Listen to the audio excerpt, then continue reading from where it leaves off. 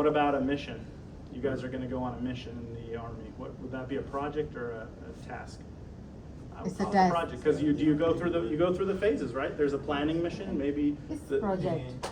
Expansion. It's a project. They project, got yes. proper training, like a year training and whatever they go Well, after. and That's the commanding officers are in Yes, a room it's a and they're doing project. strategic plans and they're getting intel. So all that is, you can argue that it goes through the 4 phases of the project life cycle, right? Yes. And that's one way to tell, is it a project or not? Are we going through a project life cycle? Is it something I can just go, hey, guys, let's get out of class early, let's get on the president's good list, let's go pick up trash, or let's go into that water, hopefully we have tetanus shots and whatever else, and go pick up the trash in there.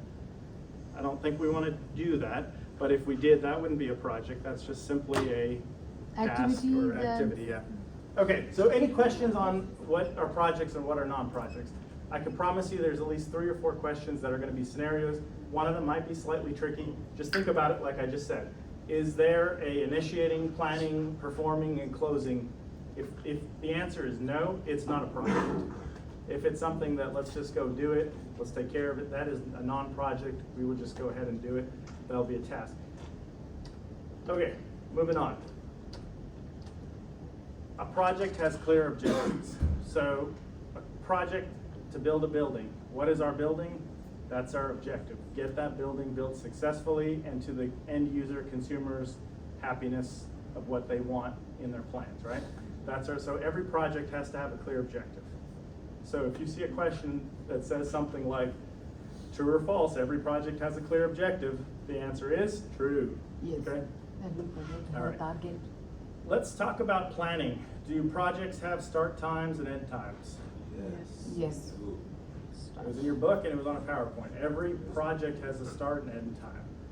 So if you see something that says every project has a start and end time, the answer is 100%. You don't just osmosis and guesstimate. You've got a date and you've got a date.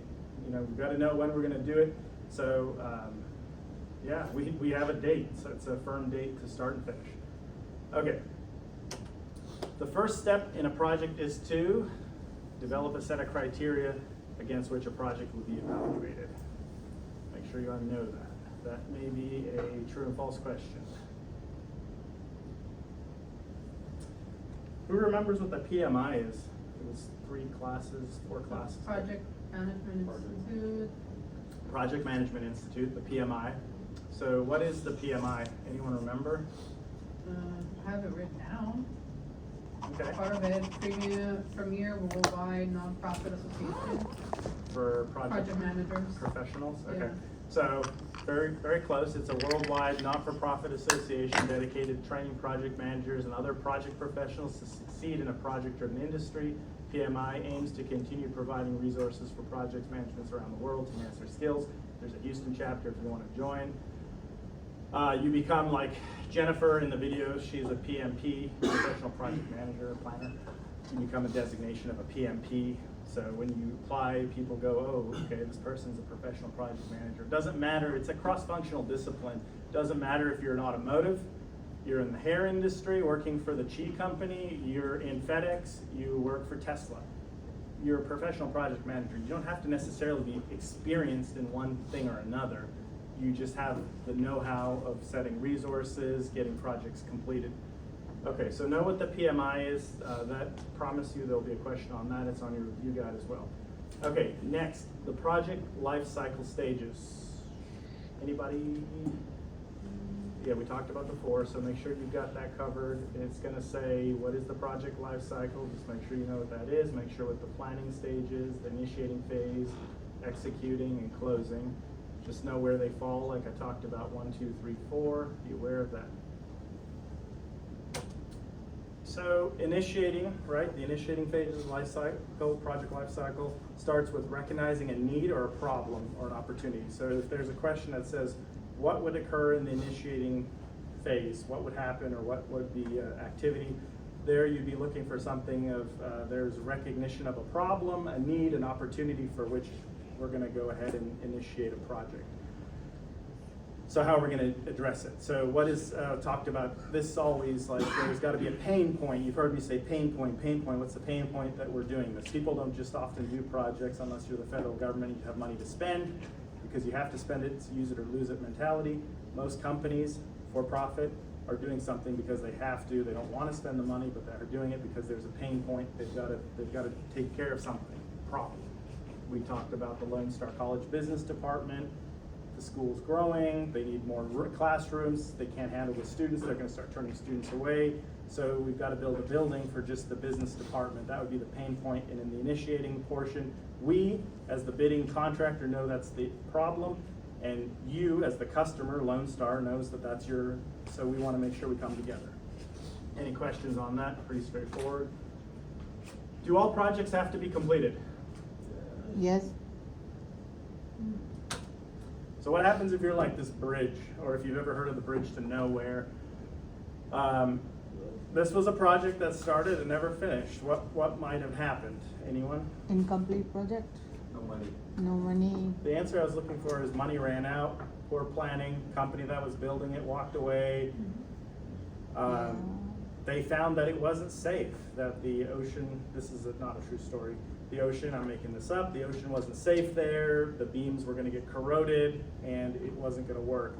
Or they found out there's mudslides after they started the project. Oh, because the planning phase failed us, because we didn't do enough research into it, and it turned out that the road washes out and it would become an unsafe environment. So, yeah, every project needs to have an end. So even if it's an end like, well, we started it, but it turned out to be unsafe, hopefully there's enough planning, testing before we bid on the project, before we started the project, to determine that it's a good project. But we've got to finish the project out. The whole point of a project is to deliver what was promised. So if I promise to build you a bridge, we're going to build you a bridge. My cousin in Canada builds bridges for a living. He designs and builds them. He moved on to sales because he said he makes a lot more money than being an engineer that designs bridges.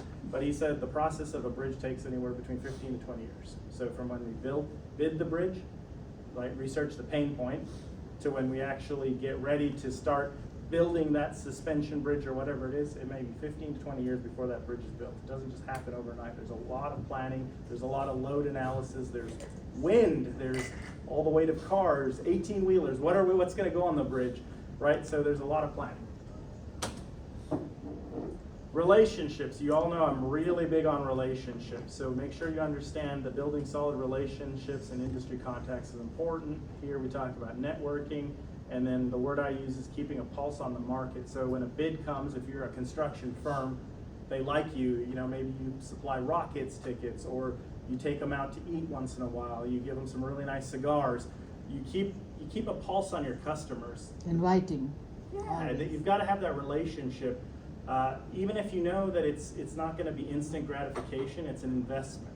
It's an investment into your future. Construction projects, big construction projects don't happen with one company all the time, right? Unless it's just a booming company, but they might build a building and they might build something else in another 5-6 years.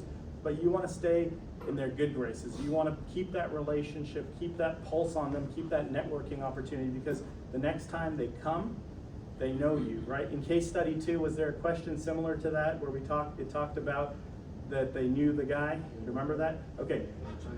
If you've worked with somebody before and you have a favorable opinion of them, generally you're going to think, let me call so-and-so first. I do it all the time. Now, contrary to that, guy did a really crappy job. They were snakes in the grass. They sold us snake oil. They were not reliable. They didn't return calls. Is that the kind of outfit I want to work with? No. So it's really important to have a relationship. I look at all relationships like an investment. So how can I keep that relationship going? How can I keep a positive impression, even if it's sending a holiday card, right? Hey, wishing you well. Hope you guys are still enjoying your new building we built for you in 2010. Little things you do keep in their memory. Nowadays, right, social media, so you add social platforms and you add your customers, you keep in touch with them, whether it's a professional platform like LinkedIn or if you're on the X platform, whatever it is. You want to stay in their face, be relevant, and always know that they think of you in a favorable opinion. So you got to put the client first. My view is client, client, client, or customer, customer, customer. Make sure, I told you guys, if you make a mistake, you own your mistake, right? You don't make excuses, you don't blame, I'm not gonna go blame Alex over there and say, well, it's Alex's fault. Alex and I are on the same team. So if we lose, Trevor, I'm gonna use you, sports guy. If we lose a game, all right, we're playing a basketball game together, Trevor misses the last shot. I hear he's a pretty good basketball player, but let's say he missed the last shot, 2 seconds left, he went for it, Hail Mary, gung ho, and he missed. We lose the game by 2 points. The whole team gets back in the locker room, they go, Trevor, you missed that damn shot. If your coach does that to you, he's flawed, because we didn't lose, one person didn't lose the game for us. It was the entire team that lost that game, right? We could have played better defense in the second half. We could have hit those free throws when we went 6 and 12, right? We went 50% at the line. So in the sports world, we don't blame one person. We are a collective unit where we take ownership. And the same thing, when you're on a team working on a project, you take ownership to it. So it's easy to blame Renew and say, Renew, it's all your fault, you did this. But the truth of the matter is, yes, the project manager, the project leader is going to be the front. He's going to say, we messed up, we didn't do blah, blah, blah. But we're never going to say, well, it was your fault. You didn't get those drawings to me soon enough. Your people didn't communicate. You didn't really respond to those emails. That's not the attitude. That's not the favorable relationship we want. Not with your customer. I wouldn't do that with your partner, wife, spouse, husband either. I don't think it's a good idea. It looks Could like be a- true, but I- you don't put it out there like that, right? Yeah, it can be, exactly. It can be true, and it can be 100, and we always want to keep it classy, right? We always want to keep it classy, especially when we talk about, I hate to say it, the customer's always right. If any of you are waiters or waitress, do any waitressing, is anyone done waitressing or waiting? Okay, and you've had total jerks, right? Like, even in the hair cutting world, I know, my best friend owns a barber shop. He's like, man, we spent 2 hours cutting this guy